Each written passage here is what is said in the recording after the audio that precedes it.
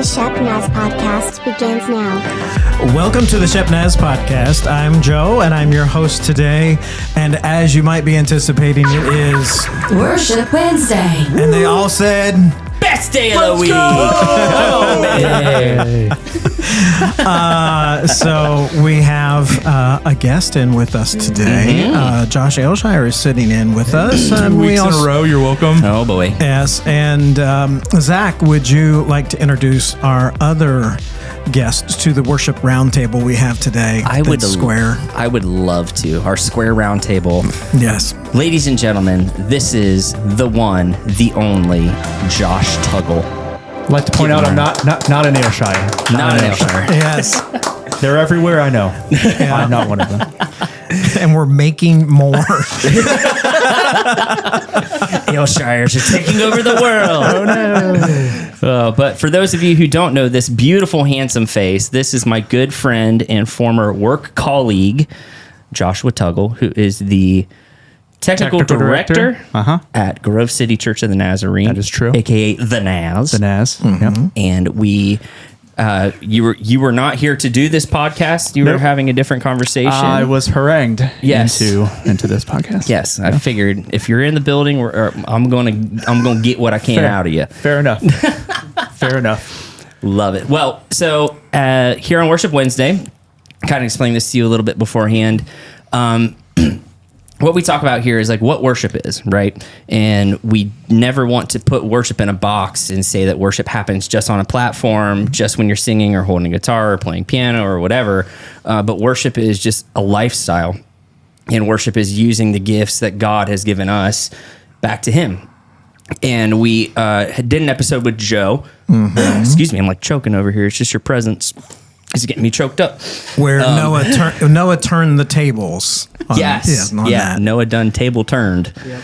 And so we interviewed Joe talking about like what worship looks like in a tech perspective. And we thought it would be cool, since we already kind of kidnapped you to be here today anyway, to get the same perspective on the tech side of things, but from an outsider's view. Sure. So, so kind of tell us what you do and what your role is and kind of what a normal day looks like for you. Ew, boy. So, like you said, I'm the technical director there at the Naz, which I learned is different than your guys' technical director. Our technical director is definitely different. Both in personality and job scope. So I'm in charge of AVL campus-wide in our building. So AVL is audio, video, and lighting. Okay, there you go. So anything involving any of that stuff, it turns out it's not just for the church, but it's we have a child care in a school. Yep. So we have child care through like newborn babies, and then school goes through 12th grade. So we do a lot of stuff. I do a lot of stuff with them, with the school, and then primarily focused, ideally, on Sunday services. So the infrastructure required in the sanctuary to have service and to stream and sound and all that kind of stuff. I have volunteers or contractors that run everything on a Sunday morning. So theoretically, if I've done my job, I am not essential on Sunday morning. Just never actually shakes out that way. But ideally, yes. Ideally, factually. So you're saying you've not been doing your job right? That's 100% true. Mostly that's recruiting, which some Ayrshires bailed me out on that, by the way. Yeah. Just fell right in my lap. So a normal day, like there's not really a normal day. Yeah, that was a loaded question. Yeah, it's a lot of service prep, which some weeks is easier than others, obviously. One of the other things I do that is maybe my favorite part is large events. So we have a ton of events at our place. Both like, if you count like school stuff, concerts and assemblies and all that kind of jazz, but also like outside events, whether it's like Grove City High School Band Boosters had their big band booster meeting, and like Tornwells and Danny Goki are coming in a couple weeks. So those kind of events fall squarely on my plate, which actually takes up most of my time now that I think about it. Doing events, but like I said, that might be my favorite part. So what's that turnaround like when So like somebody like Maverick City comes in, or what's that turnaround from your stage on a Sunday? Because they normally play on Saturday nights, don't they? So like what's that like when a band comes, sets up their own stuff? Yep. You strip the stage. What's that kind of process? That is me at 2:00 in the morning resetting the stage. So the way my role is sort of defined for those events, I'm the last guy in the building. So last person from the tour leaves, I lock the doors, turn off the lights. So generally speaking, once they've struck all their stuff and loaded buses, people shower or just hang out or whatever, and that generally gives me enough time to reset. So Saturday concerts are rough. Yeah. Because then I need to be back at 7:30 in the morning to. And I feel like I've only been to a concert on a Saturday night, and I see you, and you're just like, I'm I'm not mad that I'm not him. It's like, it's a long day. It's a super long day. Don't prefer the Saturday. It's understandable. Yeah. That's understandable. Well, I guess so. So moving into kind of the discussion of worship stuff. So from your perspective in your role, you talked about you have all these volunteers, right? You're overseeing volunteers and contractors.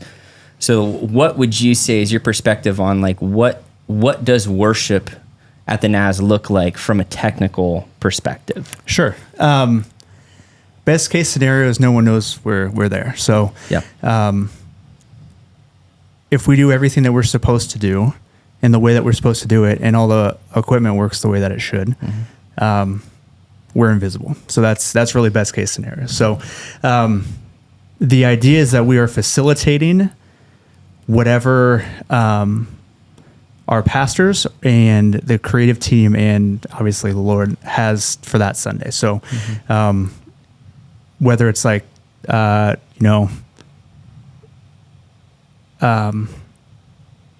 given a specific word to the pastors that they've pre-planned, or inspiration to Zach and Jared, like our creative folks there at the Naz. So stuff's pre-planned, but also like being able to sort of like roll with whatever. That doesn't happen a ton with us. If it does, it's generally musically, and our musicians are good enough that all that generally goes seamlessly. But it's really like we're there to enhance worship for folks in the building, folks online, and ideally not deter in any way, shape, or form. When you were talking about things kind of being flexible, I was thinking of just recently, Caleb was telling me, I think it was around Easter, it might have been on Easter Sunday or right around that time period, when there was like just crazy baptisms. Yeah, that was Easter Sunday. So if you would tell us just a little bit about that, since you were kind of living that moment. Sure. That's an example of something that, and I'm sure you guys have experienced this, where for us, like on the backside of things, it is absolute chaos. And stuff could not have gone worse or been more on fire, but your average congregant has no idea. And at the end of the day, so we had a baptism service on Easter. I don't remember the exact numbers, but say hypothetically, we had 50 planned baptisms. We had 200 spontaneous baptisms. Wow. Awesome. So at the end of the day, it's one of those things like on Monday, we sort of take a step back and say, like, this went horribly. However, it was amazing. 200 people got baptized like that. That's awesome. That's fantastic. So like being able to like zoom out for a second and be like, oh, okay. I sent an email to my entire tech team, because we're running around, we're missing shots because they're doing testimonies and baptisms simultaneously, and it's a mess, and we were all frazzled. And so I sent an email out on Monday and said, like, we all know it was bad, but like, here are the things. So it's one of those things where like flexibility, even if it's bad for us, hopefully it's not bad for the congregant. Yeah, for sure. And I think that's so important too, is being able to have that flexibility. You know, something we talk about here all the time is, you know, we prep, we plan, and we do all the things. But man, when the Holy Spirit starts moving, you got to be ready to roll with the punches and let God do what He wants to do. Yep.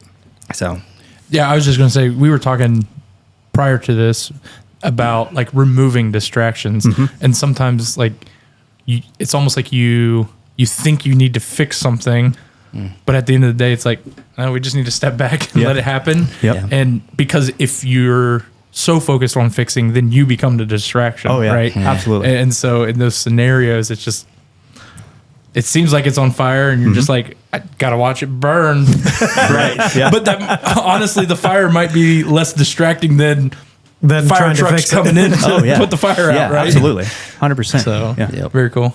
that's good.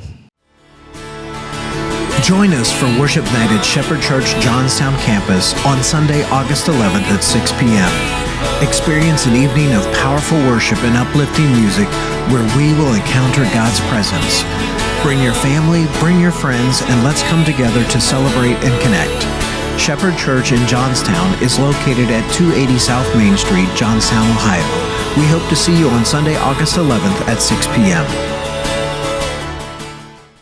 We have our technical people here. We have 2 technical people. Did you guys have any specific questions? Not to put you on the spot, but from your technical brain to another technical brain, any questions for Josh? Well, if we do that, you'll just have to stop listening for a while because we'll be speaking a language you don't understand. We're gonna just see this. The viewers just drop all right here. Just everybody's disconnected. We'll nod and smile. Maybe Jason's still listening. All right, so I guess one of the things, and maybe I'll give you a chance to kind of relate to this, because you're in the moment, you're either in the control room or you're putting out a fire somewhere and you're running around filling whatever position needs to be filled that Sunday morning because somebody decided to call off at the last second. I know you've lived this life. And so for me, we had talked about this a little bit. I don't get to necessarily take in the service the way everybody else gets to take it in.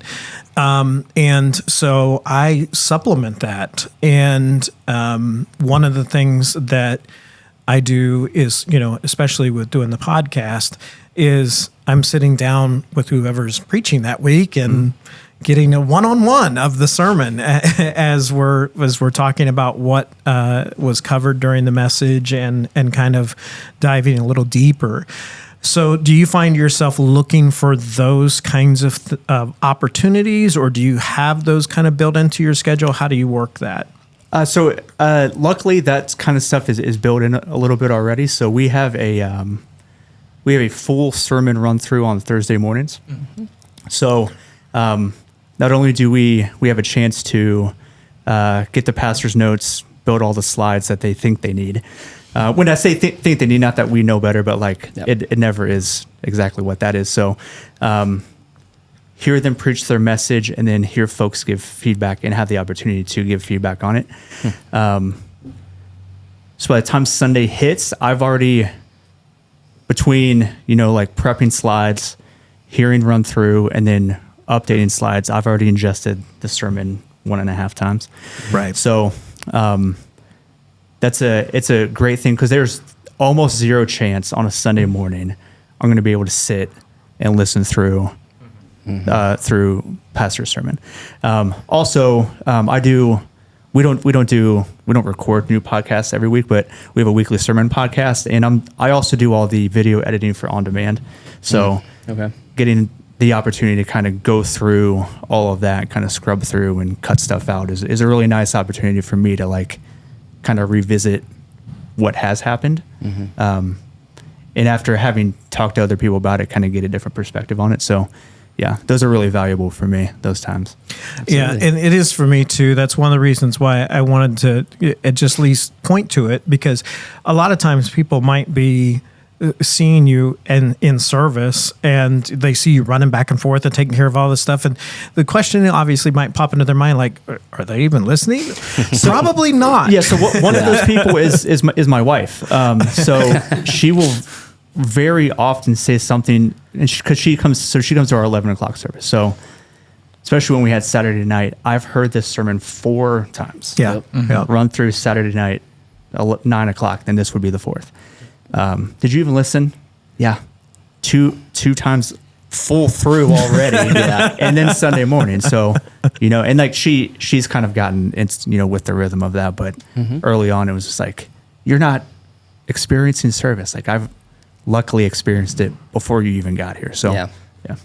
I'll say one thing that's kind of been new to me. So I am a new father with 2 under 2. And so there's a lot of similarities between that and then having kids or very young kids. If you're in and out, like especially mothers or young parents, if you're in and out, you miss that because you're dealing with your child, right? Yeah. But to have those opportunities, there's a lot of similarities of just how to process it, right? And yes, we're attending service with young children. Maybe we're not in the service, like in the sanctuary the entire time. Yeah. But it's nice to have these opportunities to still hear it, see it, watch it, listen, whatever, and still receive the message that's being given that Sunday. Yeah, for Absolutely. That's the beauty of the technology. We talked about that a lot is, that you can go back and watch a sermon or you can listen to the podcast and get the notes from pastor or whoever was preaching. It's just the beauty of the technology that we have is you can ingest, not just on a Sunday morning too. That's huge. So, All right, Zachary, is there anything else you want to cover? did you have a question, I'll Noah? ask you one more thing. What are you most excited for moving forward in your ministry journey? I'll say 2 things. So, That's not allowed. okay. I'm just kidding. How do I combine them? So I'm